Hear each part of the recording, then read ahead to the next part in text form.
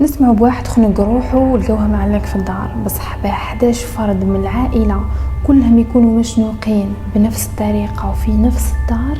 الأمر هذا أغرب من الخيال. في فيديو اليوم راح نعرفوا لغز عائلة تشوندوات الهندية اللي كان عائلة كاملة عندها نفس المصير.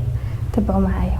في 1 جويلية 2018 سلسلة متاجر عائلة تشوندوات واحد فيهم محل حانوتو، وبالعادة الحوان تاعهم يحلوا على 5:30 الصباح. الشي هذا سبب قلق عند جيران العائلة، حاولوا يتصلوا بهم باه يعرفوا سبب الغياب، ولكن واحد فيهم ما رد على هذيك الاتصالات. حتى قرر واحد من الجيران انه يروح عند العائلة للدار ويشوف سبب الغياب هذا.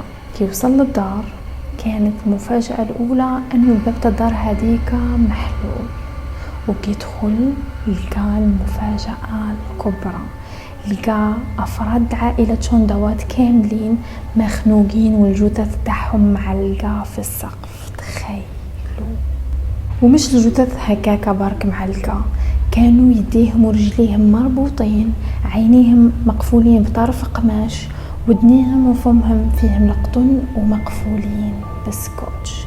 المنظر هذا كان صادم لهذاك الجار.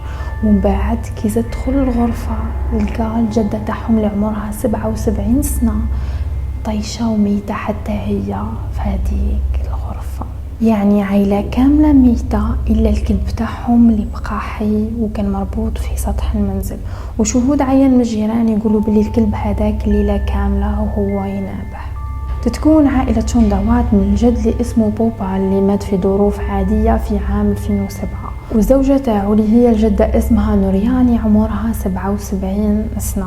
ولدهم الكبير اللي اسمه بهافنيش عمره 50 سنة، ومرته اللي اسمها سافيتا عمرها 48 سنة، وعندهم زوز بنات، واحدة اسمها نيتو وعمرها 25 سنة، والثانية اسمها مانيكا وعمرها 23 سنة، وولدهم صغير اسمه دروف عمره 15 سنة، والأخت براتبها اللي عمرها 57 سنة، وبنتها بريانكا اللي عمرها 33 سنة.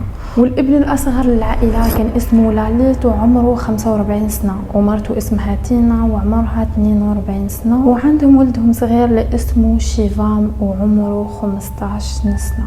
عائلة تشوندوات كانت معروفة باللي ناس ملاح وكانوا لاباس عليهم ماديا وما بيناتهم متفاهمين، يعني ما كانش ظروف تخليهم انهم يخنقوا رواحهم والا يديروا انتحار جماعي، وهذا الشيء اللي خلى القضية لغز كبير.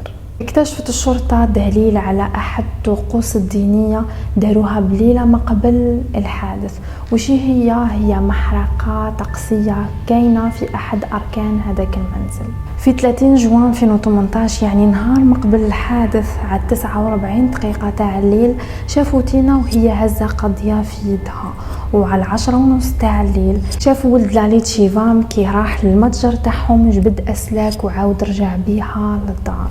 معظم اليوميات هذه كانت مكتوبة بخط يد لاليت وبريانكا، وكان مكتوبة فيها تعليمات وأوامر لازم على الأسرة تتبعهم، منها وقتها يتغدى وقتها يتعشى وقتها يخرجوا من الدار، وحتى الوقت اللي يديروا فيه الطقوس الدينية تاعهم اللي كملت بحادث مروع.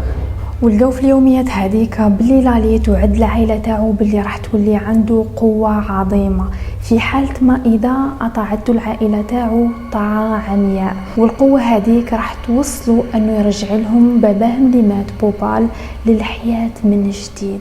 تخيلوا.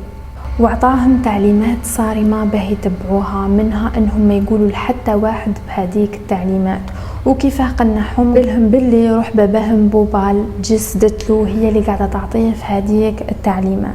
ومن اليوميات هذيك لقاو دلائل باللي عائلة تشوندوات تمارس السحر والتنجيم، وكان باين باللي العائلة كاملة مصدقة لاليت وتيقة فيه ثقة عمياء، يعني أي حاجة يقولها لهم يديروها، لدرجة أنه أمرهم أنهم يعبدوا شجرات بنيان، وعلاه لأنه باباهم هو اللي أمرهم. لاليت كان مصاب بالدهان وبدا ينقلوا العائلة تاعو بشوية بشوية، الحاجة هذه اللي خلت كامل أفراد العائلة مصابة بدهان مشترك، وهذا هو السبب اللي خلاهم أنهم يتبعوا لاليت ويثقوا فيه ثقة عمياء.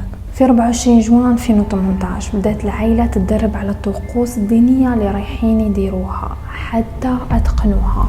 وفي الليلة الموعودة على 1 الصباح قررت العائلة باه تنفذ هذيك الطقوس. فلاليت هنا أمرهم أنهم كل واحد فيهم يروح يجيب كاس ماء ويحطوا قدام البلاصة اللي راح يطبقوا فيها الشنق، وربطهم بالواحد، ربط لهم يديهم رجليهم عينيهم، حط لهم القطن في ودنيهم وفمهم، وزاد قفلهم بالسكوتش. واغلب احتمال انه الجده ما قدرتش توقف على الكرسي هذاك الصغير، فداوها للغرفه تاعها، ربطوها وخنقوها حتى ماتت، وعاودوا رجعوا للغرفه اللي فيها ملمومين كل، وبقى غير لاليت ومارتو ما همش مربوطين، زيد ربطوا بعضاهم، طلعوا فوق الكراسه واتفقوا باه يصوتوا كل من الكراسه مع بعضاهم. وفي آخر سطر من المذكرة كتب لاليت: احتفظ بكأس الماء سأظهر لكم عندما يتغير لون الماء داخل الكوب. كم المفروض من الطقوس هذه كاملة انه روح باباه بوبال ترجع للحياة. هذا الشيء اللي قنعهم به لاليت. كيفاه؟ كيكونوا قاعدين يتخونقوا الارض راح تتزعزع والسماء راح تتحل وروح باباهم راح ترجع وتنقذهم من الموت، لدرجة انهم خلوا الباب الدار محلولة، باكي يجي باباهم راح يلقى الباب محلولة. تخيلوا. ولكن للأسف كملت الطقوس هذه بمأساة تاريخية وين ماتت جميع أفراد العائلة. يعني عائلة شندوات ما كانتش تخطط للانتحار. من وراها ب3 سنين غلقوا المحققين القضية على أنها انتحار جماعي. والقصة هذه داروها فيلم وثائقي على نتفليكس باسم The House of Secrets. وما تنسوش ديروا لي لايك للفيديو وتابعوني على اليوتيوب والانستغرام إكرام بشكو.